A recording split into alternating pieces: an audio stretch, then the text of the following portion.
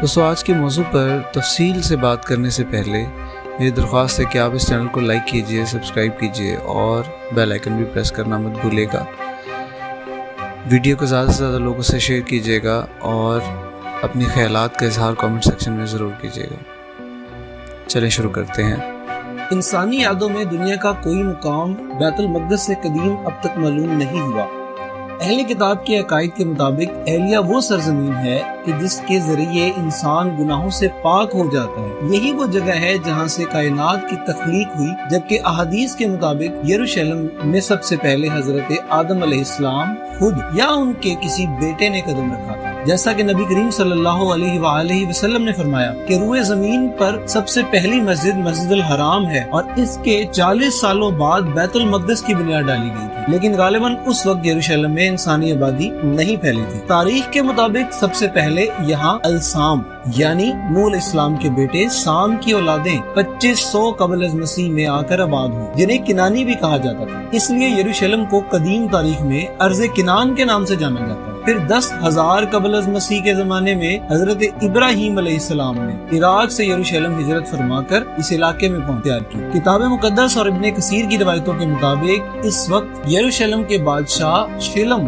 حضرت ابراہیم پر ایمان لے آئے اور اس طرح ہبرو میں حضرت ابراہیم کی طاقت اور قدرت میں اضافہ ہو گیا۔ یہیں پر آپ کی اولادیں ہوئیں اور آپ کی زندگی کا بڑا حصہ اسی مقام پر گزارا اور ہبرون میں ہی مدفون ہوئے۔ 40 سالوں بعد ابراہیم علیہ السلام کے پڑپوتے یعنی حضرت یعقوب علیہ السلام نے اسی جگہ خداوند خواب میں دیکھا تھا، لہٰذا انہوں نے اس مقام پر بیت العیل کی تعمیر کی، جو لمبے عرصے تک وہاں فرعونیوں کے غلام بنے رہے۔ اس زمانے میں قوم عمالقہ نے ارض فلسطین اور یروشلم پر قبضہ کر لیا۔ اپنی قوم بنی اسرائیل کو لے کر مصر سے نکلے تو اسی ارض مقدس کا ان سے وعدہ کیا گیا تھا جو بنی اسرائیل کو عطا ہونے والی تھی۔ اس وقت اسرائیلیوں کی تعداد 7 لاکھ سے بھی زیادہ تھی۔ موسیٰ علیہ السلام کی زندگی میں بنی اسرائیل فلسطین میں داخل نہ ہو سکے، لیکن آپ کے بعد آپ کے جانشین حضرت یوشع بن نون کی رہنمائی میں بنی اسرائیل نے قوم عمالقہ سے جنگ لڑی اور انہیں فتح نصیب ہوئی۔ اسی طرح دوبارہ بنی اسرائیل فلسطین کے نواحی علاقوں میں آ کر آباد ہو گئی۔ داؤد علیہ السلام کے بادشاہ بننے تک بنی اسرائیل کا دارالسلطنت ابرو ہی تھا، کیونکہ اب بھی مرکزی شہر یروشلم پر عمالقہ کا ہی قبضہ تھا۔ لہٰذا داؤد علیہ السلام نے 2 لاکھ کے عظیم لشکر کے ساتھ یروشلم پر حملہ کر دیا اور عمالقہ کو مکمل شکست دے کر یروشلم کو اپنی حکومت میں شامل کر لیا۔ یہی یروشلم کی عظیم سیاسی تاریخ کا آغاز ہوتا ہے کہ حضرت داؤد علیہ السلام کے دور میں یروشلم کے ہمسایہ شہروں نے بھی بنی اسرائیل سے امن کا معاہدہ کر لیا اور داؤد علیہ السلام نے یروشلم کے چاروں طرف اونچی اونچی فصیلیں قائم کی اور بڑے بڑے چشمے کھدوائے گئے، پتھریلی وادیوں میں باغات لگائے گئے اور یروشلم میں عبادات کے لیے ایک ہیکل یعنی ایک مقبرے کی تعمیر کی گئی، جس میں تابوت سکینہ کو لا کر رکھ دیا گیا اور یہ وہ پاک ترین جگہ جو یہودیوں کے لیے سب سے مقدس مانا گیا۔ اس ہیکل کو حضرت داؤد علیہ السلام کے بیٹے سلیمان علیہ السلام نے مکمل کیا اور اس جگہ اونچی اور بہترین عمارت کی تعمیر کروائی، جس میں بڑے بڑے کمرے اور برآمدے بنائے گئے۔ اس ہیکل سلیمانی کو مکمل ہونے میں پورے 13 سال کا عرصہ لگا۔ اب یروشلم بنی اسرائیل کا دارالسلطنت قرار پایا اور شہر کی شان و شوکت میں مزید اضافہ ہو گیا۔ شہر میں سینکڑوں نہریں کھدوائی گئیں، سڑکیں پختہ کی گئیں اور اس طرح یروشلم اپنے دور کا سب سے خوبصورت ترین اور عظیم تجارتی مرکز بن گیا۔ ماہرین کا دعویٰ ہے کہ اس زمانے میں یروشلم کا رابطہ دنیا کے عظیم ترین تہذیبوں اور شہروں سے بھی تھا، جس میں وادی سندھ، مصر، فارس، میسوپوٹیمیا شامل ہیں۔ وادی سندھ کے شہر ہڑپا اور موہنجو دڑو سے اہل یروشلم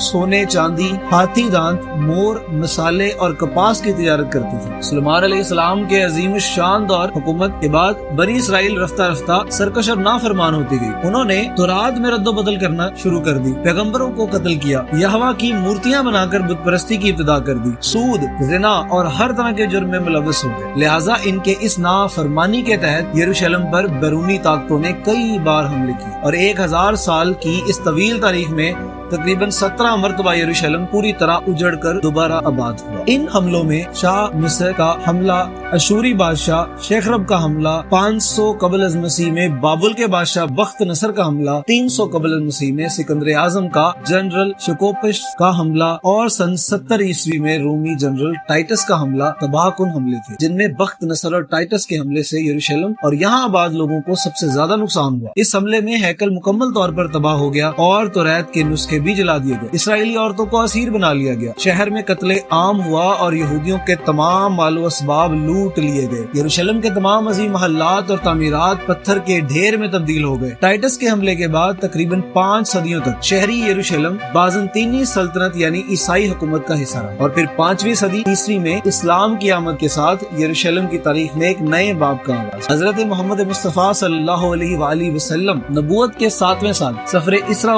والمعراج پر تشریف لے گئے، اور اس دوران آپ صلی اللہ علیہ وآلہ وسلم مسجد حرام سے بیت المقدس تک پہنچے اور تمام انبیاء کی نماز کی امامت کروائی، اور پھر اسی مقام سے براق پر سوار ہو کر 7 آسمانوں کے سفر پر روانہ ہوا۔ اس طرح کعبہ شریف اور مسجد نبوی کے ساتھ یروشلم کے بیت المقدس کو اسلام کا اہم ترین مقام کا درجہ بھی حاصل ہوا۔ 16 ہجری یعنی 236 عیسوی میں حضرت عمر ابن الخطاب رضی اللہ تعالی عنہ کی خلافت میں بیت المقدس کو یہود و نصارہ کے ہاتھوں سے آزاد کرا لیا گیا اور یروشلم اسلامی سلطنت کا بھی حصہ بن گیا۔ 86 ہجری میں اموی خلیفہ عبد الملک بن مروان نے مسجد اقصی کی تعمیر کروائی اور خلیفہ عباس منصور نے مسجد کی مرمت کرائی۔ مسلمانوں کے یروشلم فتح کرنے کے بعد کئی عرب قبائل وہاں آ کر سکون پذیر ہو گئے اور کچھ عرصے میں ہی یروشلم ایک خالص عرب علاقہ میں تبدیل ہو گیا۔ بنو عباس کی خلافت تک یروشلم اسلامی ریاست کا حصہ رہا، لیکن جیسے ہی خلافت کمزور پڑنے لگی تو 1099 عیسوی میں صلیبیوں نے بیت المقدس کو چھین لیا اور یروشلم کے مسلمانوں کے خون سے ہولی کھیلی۔ تقریباً 88 سالوں تک یہ شہر صلیبیوں کے قبضے میں رہا اور آخرکار قبلہ اول کی آزادی کی خاطر 16 جنگیں لڑ کر صلاح الدین ایوبی نے 1187 عیسوی میں یروشلم کو دوبارہ آزاد کروا لیا۔ صلاح الدین ایوبی کے تقریباً 700 برسوں تلک یروشلم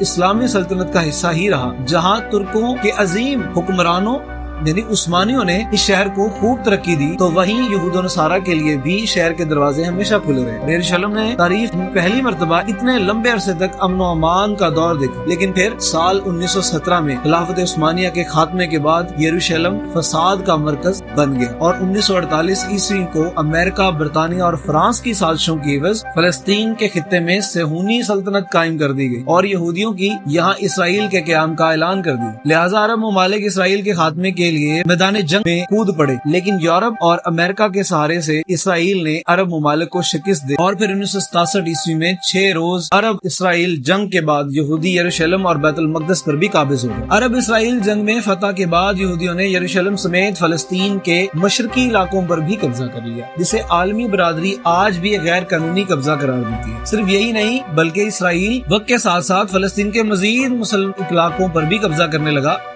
اور آج تک جاری یہ سلسلہ رکنے کا نام ہی نہیں لے رہا۔ ان قبضوں کے رد عمل میں ہر سال فلسطین میں اسرائیل کے انسانیت سوز ظلم کے مناظر دیکھنے کو ملتے ہیں۔ اس میں کوئی شک نہیں کہ فلسطینی مسلمان اب تقریباً 1 صدی سے تکلیف اور آزمائش کی چکی میں پس رہے ہیں، اور یہ دنیا کی واحد وہ قوم ہے جو خود اپنے ہی علاقے اور اپنے ہی وطن میں مہاجروں کی سی زندگی گزارنے پر مجبور ہے۔ لیکن یہ بھی سچ ہے کہ دنیا بھر کے مسلمانوں کے دل اہل فلسطین کے ساتھ دھڑکتے ہیں اور وہ کسی بھی صورت اسرائیل کا غاصبانہ قبضہ تسلیم کرنے کے لیے ہرگز تیار نہیں۔ فلسطین کا غم امت مسلمہ کا مشترکہ غم ہے، اور یہ بات بھی روز روشن کی طرح عیاں ہے کہ بیت المقدس کا مسئلہ فلسطین کا ہی مسئلہ نہیں بلکہ امت مسلمہ کا مجموعی مسئلہ ہے۔ احادیث کے مطابق قرب قیامت میں یروشلم جنگوں کا مرکز ہوگا اور وہاں اسلام کا غلبہ ہوگا۔ یہاں حضرت عیسیٰ علیہ السلام کا نزول بھی انہی علاقوں دمشق کے مشرق میں سفید مینار کے پاس ہوگا، اور وہاں دجال کو باب اللد کے پاس حضرت عیسیٰ علیہ السلام اپنے ہاتھوں سے قتل کریں گے۔ باب اللد فلسطین کے علاقے میں بیت المقدس کے قریب ہے، اور اس طرح فتنہ یاجوج و ماجوج کی ہلاکت اور انتہا بھی بیت المقدس کے قریب جبل الحمر کے پاس ہوگی۔ قیامت کے قریب وہ وقت بھی آئے گا جب ایک مومن جماعت کے ہاتھوں مسلمان ایلیا یعنی بیت المقدس میں اسلام کا نصب کریں گے، اور انشاءاللہ عز و جل حق اور باطل کی جنگ میں حق کی فتح ہو کر رہے گی۔